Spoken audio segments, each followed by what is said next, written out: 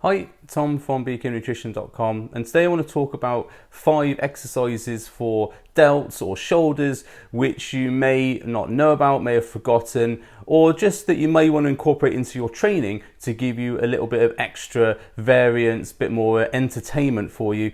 Training should be entertaining, it should be something you enjoy, and I see a lot of people doing these same types of workouts day in, day out, never getting anywhere, and part of the reason for that is because they're bored of the workout. All they're doing is just going in to the gym, doing their workout, going through the motions, and never actually pushing themselves, never challenging themselves. The only push they might do is to see what weight they can lift on their heaviest press or something like that, and then generally the rest of the workout sort of chatting to their mates on their phone or doing a little bit of a sort of pottering about in the gym. So the idea is if your workouts are going towards that direction, it's perfectly fine to be honest with yourself if they are, because a lot of us do have this problem.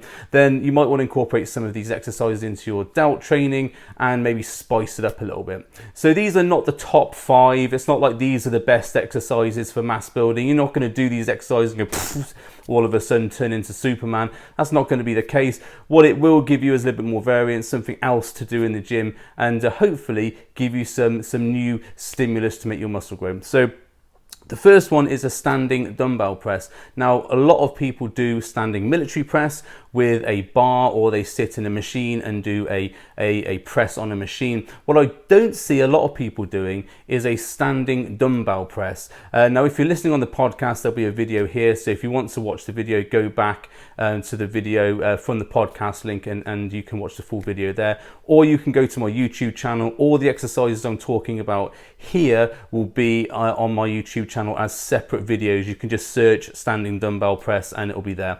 So the standing dumbbell press is something I use quite often. The reason I do this and not the military press is because with a standing dumbbell press, you have to stabilize your shoulders more by holding the dumbbells and balancing them. Now, a military press, you're going to get more weight out of. So quite often I will do military press as a sort of a first exercise, or first after my warm-up exercise, and then later on, as I'm more fatigued, I'll do a standing dumbbell press or a standing Arnold dumbbell press even, so that I can sort of get a little bit more stimulus and worry about maybe hitting the areas of the shoulders which weren't hit with the big compound movement. But I also do this movement as a starting exercise because it does allow you to push a decent amount of weight, but also stimulate the shoulders in a different way, that you've got to balance the weight between the two shoulders. You haven't got a bar which is almost taking away some of that sort of balancing effect that you've got to go through. So the standing dumbbell press, it is a difficult exercise to do. The reason for this is because when the initial kick up, you've got to kick it up almost like a bicep curl to get it to the shoulders and then press it up. And also, if you've got a bad lower back, you've got lower back issues, it's probably not one for you to do, because when you're pressing, you'll have to lean back ever so slightly to get the balance. And if you do that, you're going to put a little bit of pressure on your lower back. So for that reason, I would also recommend you not doing this as like a 1 or 2 rep max type exercise. It's not one of those exercises. This is one you can rep out for sort of like 7 to 10 reps as a maximum before you reach failure. And when you finish the exercise, make sure you're very careful bringing it down. What a lot of people do, I see them, they come down here and then they just let themselves go, and that can actually cause a lower back injury. So it is an exercise that has a potential injury risk to it if you do it wrong. However, I've been doing it for a long time, no injuries. What I have found is because you've got to balance the dumbbells across the body there, I get a little bit of sort of counter recruitment from the lats as a stabilizing exercise, a little bit from the rhomboids and the traps, because you've got to balance that weight. And it does feel like a nice exercise to do. Once you've done it, you get a nice pump, you get a nice sort of overall pump from it, and it's not too taxing on the joints because you can't go to sort of the super heavy weights that you would say with a military press. So a military press will give you more weight, so you can lift more weight with that exercise. So if weight and strength is your target, potentially military press is one you want to do for sort of bodybuilding progression and using a reasonable weight to failure without a bit of an ego kick to it, then this exercise will be good. So standing dumbbell press, or you can vary it to a standing Arnold press. That's one of my sort of go-to exercises, which I don't see a lot of people doing.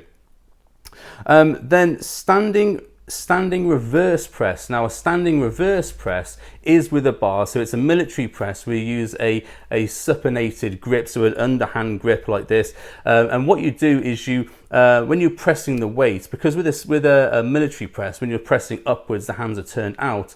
So you generally don't get you get a nice power movement, but there's very little recruitment from the sort of traps and the rhomboids right at the top of the movement. Now what a reverse press does, because when you come to the top of the movement, you have to sort of contract your shoulder blades back a little bit to get that last little bit of a kick. You can actually recruit right through the middle to the upper back really nicely. And again, this is not an exercise you're going to do super amounts of weight on, because you're in a reverse press position. It's slightly risky for your bicep tendons, slightly risky for your elbows, so you don't want to go too heavy on this. Now, saying that, I've been doing this for years. I've never had an injury as a direct result of doing this exercise, because I do it very carefully, I do it very safely. I don't bring my ego into it thinking, oh, I should be pressing this much because so-and-so next door is pressing that much. It's always an exercise that I'm doing probably about 3 to 4 into my workout, so that I can really get the mass building out of the way first, with say a seated shoulder press or seated dumbbell press or military press, and then I come back to this exercise later on to sort of get to those small muscles which maybe I haven't been hit with the big compound exercises.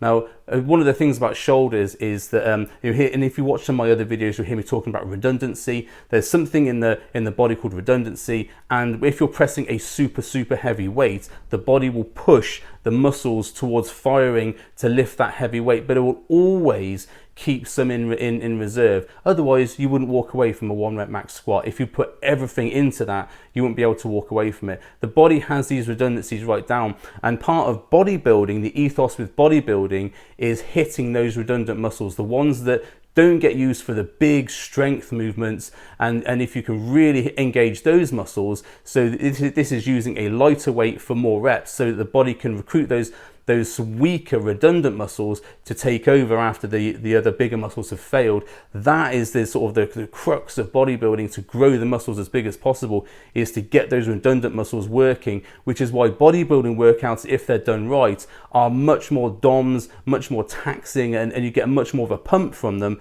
because you're hitting those smaller muscles. So that's something to remember if you are bodybuilding. It's not about the strength, it's about hitting the majority of the muscle fibers, the percentage of the muscle fibers as you can. You're never going to get 100%, because otherwise you never walk away from the workout, but you will get much more if you focus on that rather than the strength training. So this is why shoulder training, it incorporates these exercises. This is why I'm talking about these exercises, because if you're always trying to lift as much weight as you can on shoulders, you're never going to get those redundant muscles going. You're never going to get real shoulder growth. You've got to get right into those smaller muscles. So this is why doing these exercises as well as your big compounds will help. And it's why you don't bring your ego to it. So reverse press is another one you might want to consider. And a single arm upright row. Now, I see a lot of people doing dumbbell upright rows, and they do them together. I do alternating dumbbell row a lot of the time as well. However, if you do a single arm upright row, you can get a little bit more range of movement, I've found, because when you're doing double, you've always got to cancel. You've always got to balance one side from the other when you're pulling upwards. With a single upright row, you can hold on to a bench or a pole or something, and really pull through, stretch the movement at the bottom, and really retract the shoulder to get the elbow up for the end movement. So you can lift a good amount of weight as well, because you are looking at a single arm movement, and if you're doing an alternating dumbbell movement, you've still got to lift obviously the dumbbells. If you're holding one hand for holding you steady, and you're pulling with the other hand, you can get a lot of weight through that movement. So it goes against the other two what I said. This is potentially a really heavyweight exercise that you can do, but one with a lot of range of movement, and it's quite safe to do because you're holding yourself stable. There's little room for you to move side to side if you're doing it right. Now obviously I don't advocate you jerking the movement up, I don't advocate you really pulling your back into it, all these other things I see. You've got to have proper movement and proper control at all times. However, if you do this exercise properly, you will have that, and you will get a really good feeling through the muscle. So a single arm upright row is something I don't see a lot of people doing, but they should be doing to sort of balance out any imbalances, but also to get a nice heavy lift. And it's a good complement if you've done, say, military press before that. You can get another heavy lift in this exercise afterwards. So single arm upright row. Lying cable upright row. This is a variant of a traditional sort of standing barbell upright row. The reason you do it lying is because when you are pulling through a standing upright row, when you come to the top, you've obviously got gravity pulling you back down, and you've got to counteract that by leaning sort of backwards a bit more. So you bring your lower back into it a little bit more, and there's potential for the shoulders to take a little bit off by pulling back at the top of the movement. So by doing a lying cable row with say an easy bar, or I've done it with handles as well, so like free motion handles, but you need to have quite a long chain on them or long band on them, because stirrup handles normally won't allow you to get the range. So you can do it either with the handles or with an easy bar. Handles generally tend to get the better result because you can have a little turn at the top, but an easy bar is fine. So when you're coming for that long, that lying down, you get that long stretch, that tension at the bottom. You've got continuous tension at the bottom, and as you pull across the body, and again, if you listen to the podcast, you need to watch the video to get this, but the video is here. If you pull upwards across the body, you can get that continuous tension on the shoulder, lifting or lifting the weight, but you're not pulling against gravity in such a sense that it's pulling you downwards, because you're pulling the cable across the body. Yes, it's going to pull you that way, so you're going to get the sort of pull down, which you've got to resist, but there's less in terms of having to sort of jerk the weight up. And this exercise, again, is not an ego exercise. It's something you won't be able to do as much weight as you can on, say, a standing upright row. But the feeling you get from doing this exercise is incredible. You get such a nice pump because it's continuous tension all the time. There's no jerking of the weight up and down. You've got to be nice and smooth and controlled all the way through the movement. So as the bar's coming up and down your body, you've really got to focus that movement in. And as such, you can't really cheat the movement because you're lying down. You can't cheat it up. Well, you can, but if you do it, but that'd be doing it wrong, obviously. So if you're pulling it across the body and lying, so the bar's coming straight across the body all the way up, you will keep that continuous tension, and the focus will be onto the delts rather than, say, onto the lower back with a jerk, or say onto the biceps, which you get normally from if you're doing a heavy upright row, you get a bit of bicep recruitment. So a lying cable row, you can do it on like a normal cable row machine. Just change the handles up. It's one of the exercises I do. It's almost like a warm-up exercise because you can't do massive amounts of weight on it. I use it as a warm-up exercise normally to sort of get the shoulder warmed up and moving. And I generally don't do it as like a last exercise unless I'm looking for sort of like maybe a finisher exercise and I've got a little bit more energy left. It's one that you need to have good control over, and so I generally put it at the beginning of my workout. But it is a good one for engaging the shoulders properly and teaching your shoulders how to move properly, especially for beginners. I get them to do this exercise because it stops them jerking. If they can just pull the movement, they can feel the exercise working as well as getting something from it. So lying upright row is another good one to incorporate. And then number 5 is a seated legs up lateral raise. This is something that I've seen a lot of pro bodybuilders do in the past. I've done it myself in the past for competition training. It is a really, really good exercise, and one of the benefits of it is when you see people doing lateral raises normally, there's generally a lot of swing in that movement, especially as you get heavier up, and people generally tend to go too heavy on lateral raises for dumbbells. They go too heavy, lean forward, jerk themselves up. And one of the secrets of doing a lat raise is that you've always got to have your elbows in level or above your hands. So what I see people doing a lot of the time wrong with lateral raises, they end up in this position here where they've come up and they've turned the hand up here, which isn't actually keeping the target muscle engaged. So what you need to do is when you're doing a lateral raise, you need to have the hand in line with the elbow and not above it, or even slightly below it. You need to have it. So, and what a seated legs up lateral raise does is it forces you to keep that position, because if you get to the top of the movement and you turn your hands, you actually tend to fall backwards. So it helps to teach you the correct form and to teach you how to engage properly with the muscle. And the seated lateral raise is not an ego booster. Again, it's probably something I would get probably between 5 to 10 kilos on a decent rep range for it. If I was doing a normal sort of standing lateral raise, I'd probably get between 12 and 15 kilos on a maximum.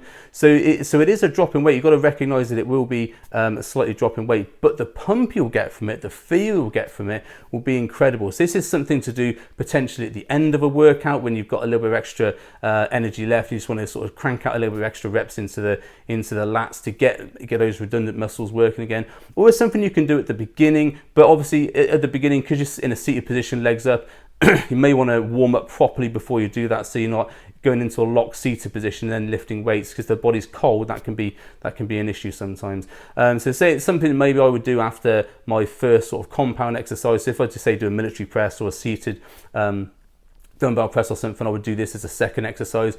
Or you can use it as a good superset exercise. So potentially you could do like a standing press, and then to get a little bit more out of it, you could go and do the seated dumbbell raise afterwards as a superset. Works quite well for all those situations. It's quite a versatile exercise, and because it teaches you to sit in proper position and to use less weight and to really engage the muscle, it is something that's really good for, say, a post-exhaust or maybe even a pre-exhaust if you're going to do this and then go into a compound movement to emphasize the side delt. But so that's my 5 delt exercises which you might have forgotten or you weren't even aware of.